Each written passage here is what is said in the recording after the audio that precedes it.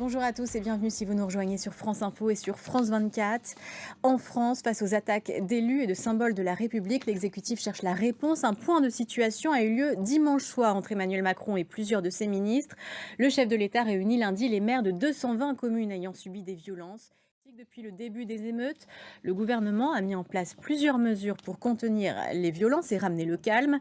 Dispositifs sécuritaires et renforts, réponses judiciaires accélérées. On fait le tour de ces mesures avec Thomas Cuny, Olivier Martin et Thierry Germain.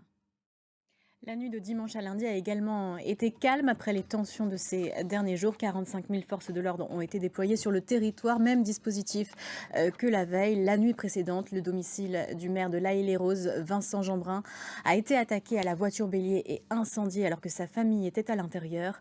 L'acte est unanimement condamné par la classe politique. Les habitants de cette commune sont choqués. Héloïse Mélan. Et à présent, la question de la conséquence de ces violences pour le tourisme.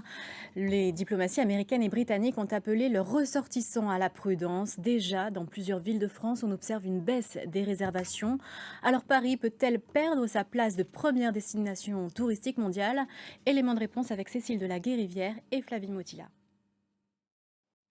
La Suède sous le feu des critiques des pays musulmans depuis qu'un homme a brûlé mercredi des pages d'un Coran devant une mosquée.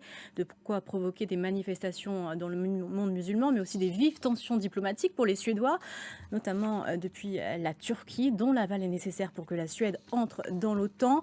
Le gouvernement suédois a condamné ce dimanche un acte islamophobe. Thibaut Francesquet.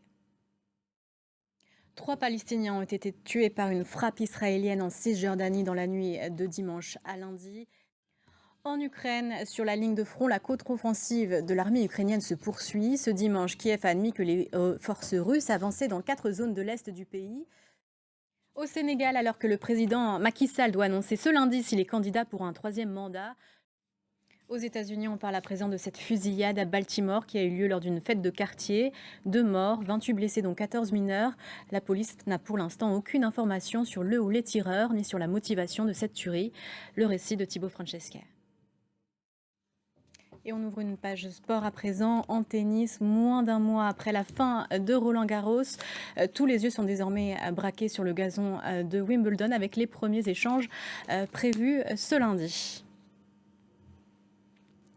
Et c'est la fin de ce journal. Merci de l'avoir suivi. Prochaine édition dans une quinzaine de minutes.